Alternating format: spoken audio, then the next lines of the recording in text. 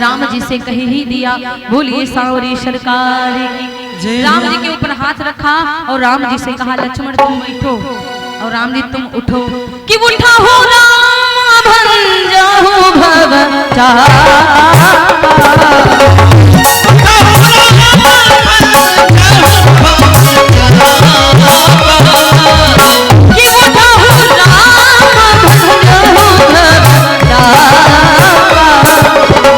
सकहु बेतहु कात जनक परिताप,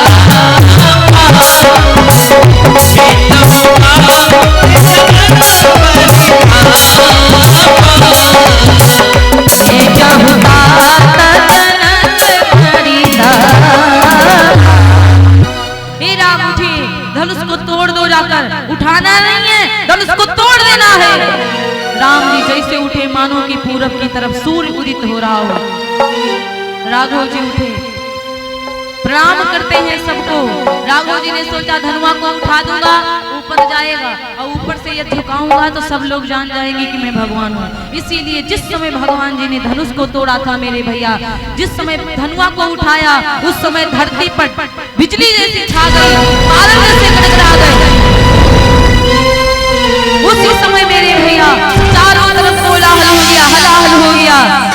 भगवान राघव जी ने धनुआ को तोड़ करके पृथ्वी पे डाल दिया। तेहि क्षण मध्य राम तोड़ा, उसी समय तेहि क्षण मध्य राम धनु तोड़ा, भरे भुवन धुनि घोर कठोरा। बड़ी जोर की आवाजें हुई मेरे भैया, धनुआ को तोड़ करके पृथ्वी पर गिरा दिया कि भरे भुवन घोर कठोर। रविवाज तजमार गो चले, चिक्कर ही दिग्गज डोल, महियहि कोल कूरम कलमले। सुर असुर मुनि सब कान दीने, सकल विकल विचार ही कोदंड खंडो, राम तुलसी जयति वचन उचार।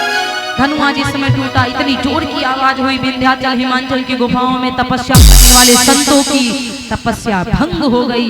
इतनी जोर की आवाज हुई, सूरज देवता पूरब से पश्चिम जा रहे थे, एकदम से दक्षिण की तरफ मुड़ जाते हैं, जैसे धनुआ टूटकर पृथ्वी पर गिरता है मेरे भैया।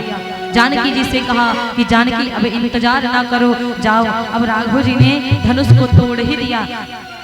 देखिए सब लोगों ने पूछा धनुष बाबा से कि बाबा एक बात बताओ, आप जब हम लोग धनुआ को उठाने गए तो आप हिले तक के नहीं, और ये राम जी उठाए तो आप उठ गए, आपको तोड़ भी दिया। धनुआ ने कहा, अरे दुनिया के लोग उठाएं तो भले ना उठें, लेकिन भगवान यदि उठाए तो जरूर उठ जाना चाहिए, वरना पड़े रह जाओगे।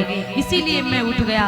आज धनुआ को जब राघव जी ने तोड़ा तो जो कठोर था वो टूट गया, लेकिन डोरी हिया से सीने से लग गई, इसलिए टूटी नहीं। जो भगवान के हृदय से लगा होता है, जिसके हृदय में भगवान लगे होते हैं, वो कभी टूटता नहीं है। इस प्रकार धनुआ को तोड़ दिया।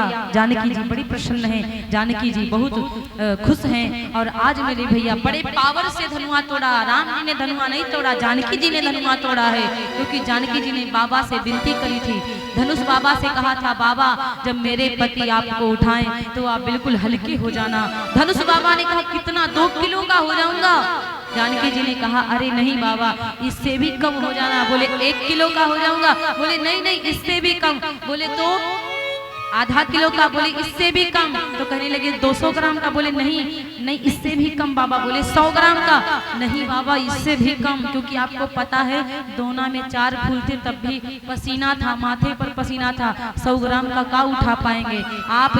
बिल्कुल खर के समान हो जाना, जैसे तृण नहीं होता है, खर के समान जब मेरे पति देव आपको उठाएं। इसीलिए धनुष बाबा इतने हल्के हो गए थे कि राघव जी ने धनुआ नहीं तोड़ा, उनकी पत्नी ने धनुआ तोड़ा है। इसीलिए पत्नी का पति के साथ हमेशा बना रहे, और इसीलिए उसको धर्म पत्नी कहा जाता। पत्नियां पीछे होती। बोली आदि शक्ति जगदम्बा मैया की। और अब जानकी जी धनुष टूट गया। जानकी मैया हमारी जाती हैं कि धनुष तोड़ा शिव जी का। बहुत थक गए हैं हम आज आप लोगों की शोर की वजह से। यदि आप लोग शांति से कथा सुनते तो हम शांति से कथा कहते। आप लोग हमसे ज्यादा पावर लगा रहे थे बोल बोल के, इसलिए हमको डबल पावर लगाना पड़ा है। नहीं तो हम स्लो बोलते, हमको पसीना नहीं आता। आप लोग हमको परेशान कर लिए आज। ऐसे हल्ला मचाओगे तो हमको और ना तेज से बोलना पड़ेगा। 4 दिन की कथा और हम सही से बोलेंगे भी नहीं, फिर कहेंगे दीदी का गले ही बैठ गया। इतना चिल्लाते हो, बिठा दूंगी ना इतना बोलने के लिए तो सुबह बोल नहीं पाओगे आप लोग। शर्म आनी चाहिए तुम लोगों को, इतना शोर करते हो, शांति का परिचय नहीं बनाते, बहुत तेज हमको बोलना पड़ता है।